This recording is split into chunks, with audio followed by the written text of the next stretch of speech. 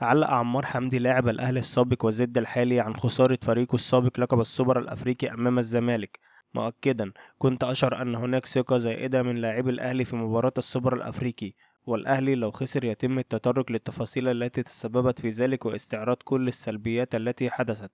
وقال في تصريحاته لبرنامج ملعب اون تايم سبورت على قناة اون تايم: بداية مباراة السوبر الأفريقي كنت أشعر بأن الزمالك سيفوز لأنه كان لديه روح عالية ونجحوا في تجميع أنفسهم بعد استقبال الهدف، وأحترم جماهير الزمالك وهم يدعمونني وأحييهم على مواقفهم الداعمة لي. وعن الهجوم عن إمام عاشور: أؤكد البعض يقول إنه يحب اللقطة، ولكنه لاعب كبير ويلعب في الأهلي ولا يجوز التقليل من إمكانياته، وهو لاعب كبير وأتمنى له التوفيق مع الأهلي والعودة للمنتخب، وأرى إنه ليس في حالته في الفترة الأخيرة.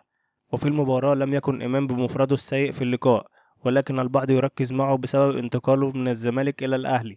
أما بالنسبة لمحمود كهربا وعن تراجع أدائه: أؤكد هو لاعب كبير ويعرف كيف يسجل أهدافا، وهو ليس مظلوما باللعب في مركز المهاجم ويتألق بها جيدا ويجيد تسجيل الأهداف، وأرى أنه في مركز رأس الحربة أفضل من اللعب في مركز الجناح. وعن رأيه في شيكابالا قائد الزمالك قال: شيكا بمثابة أسطورة وشهاداتي فيه مجروحة وأعشقه من صغري، وما يقدمه للفريق حتى وهو يشارك يحسب له، وجلوسه على الدكة ولا يهتم بالمشاركة أصبحت عملة نادرة في الملعب. وأضاف عمار حمدي: في مباراة الوداد بنهائي أفريقيا لم أشعر أن الأهلي سيفوز، لأن الفريق كان في حالة ارتباك، وشعرت بأنه لن يفوز، ونفس الأمر في السوبر الأفريقي، وتوقعت أن تصل المباراة إلى ركلات الترجيح وفوز الفارس الأبيض.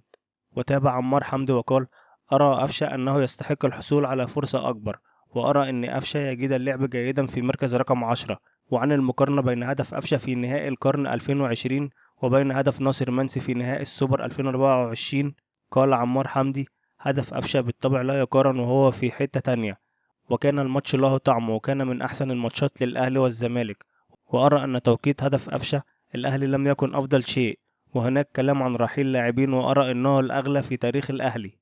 وقال عمار حمدي عن محمد عبد المنعم: لديه الكثير ليقدمه في الاحتراف، وأتوقع أراه في الدوري الإنجليزي قريبا.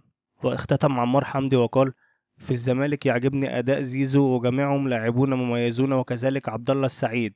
أنا أعشق عبد الله السعيد جيدا، وأتمنى له الوصول إلى اللعب حتى سنة والبقاء في الملعب بنادي كبير مثل الزمالك، وأرى أسطورة مثل شيكابالا.